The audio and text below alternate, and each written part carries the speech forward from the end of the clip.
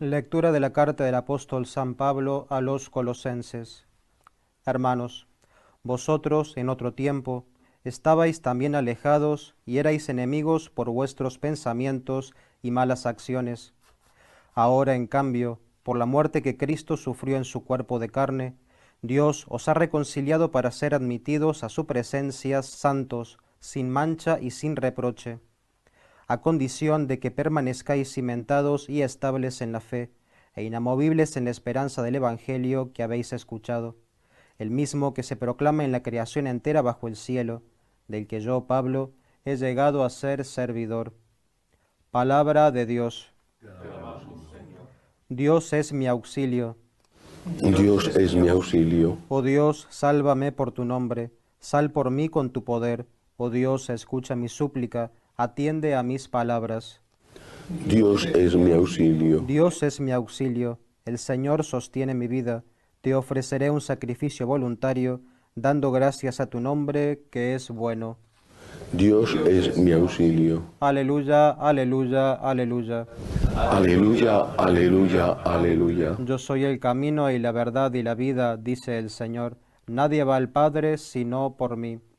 Aleluya, aleluya, aleluya.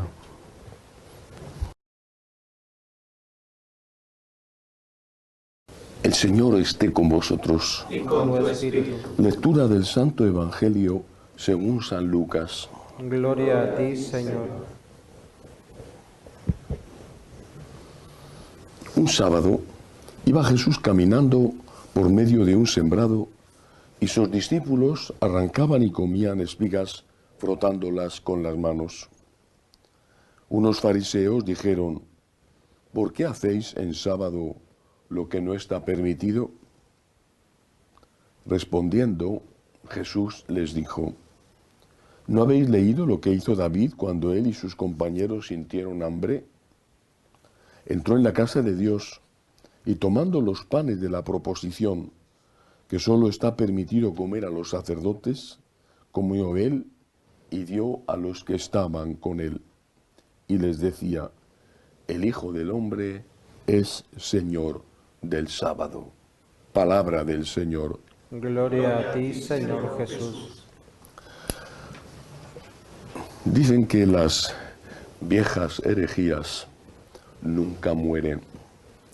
Hoy es muy frecuente, es demasiado frecuente, por desgracia, oír a personas que tienen una cierta importancia dentro de la Iglesia decir que Jesucristo, cuando enseñaba, lo hacía no como Dios, sino solo como hombre.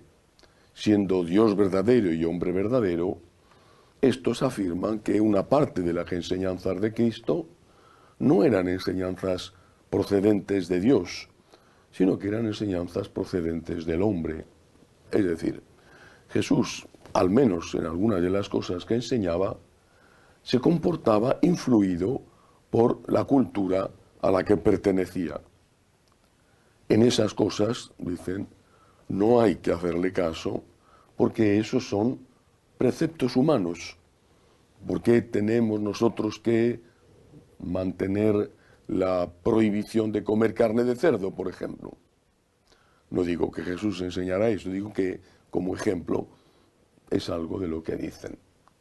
Jesucristo, en tanto que hombre, estaba influido por su cultura y enseñaba cosas propias de su cultura, cultura judía, cultura mediterránea. En eso no hay que hacerle caso.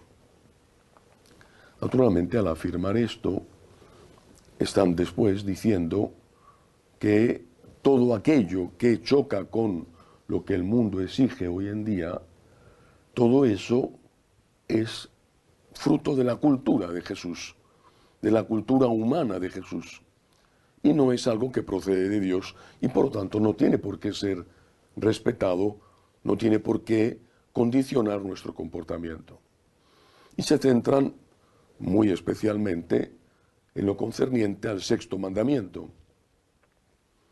Si Jesús decía que el divorcio tenía que ser rechazado, afirman, en su enorme ignorancia.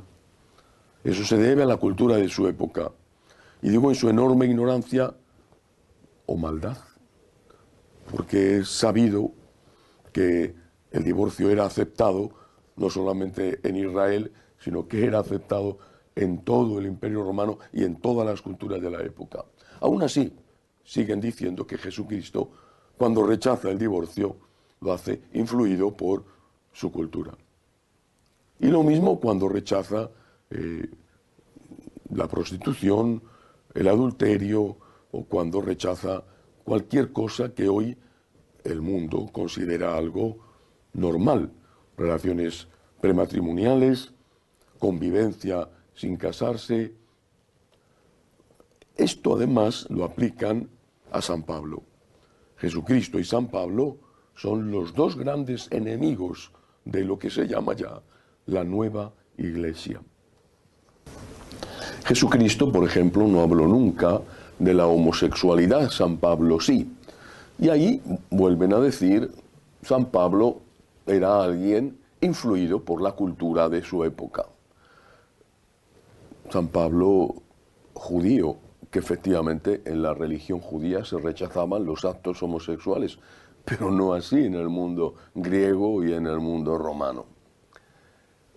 Da lo mismo si nuestro Señor se manifiesta en tantas ocasiones como alguien que rompe con esa cultura en la que Él ha nacido. He citado el divorcio, pero hay más cosas. Por ejemplo, el Evangelio de hoy, la ley del sábado.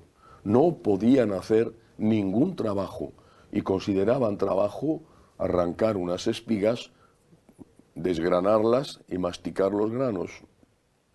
No podían dar más que un número determinado de pasos. Si daban más pasos y andaban más, eso era ya una violación de la ley del sábado. Nuestro Señor se muestra como alguien que está por encima de esos preceptos humanos. El trato con la mujer. La mujer estaba muy marginada en esa época. No tanto quizá en Roma o en Grecia, aunque también, pero en Israel mucho. Una mujer, por ejemplo, no podía dar un testimonio en un juicio, diciendo, he visto que esta persona ha cometido un crimen. Y sin embargo, nuestro Señor acepta como compañeras en su viaje apostólico que vengan mujeres con Él.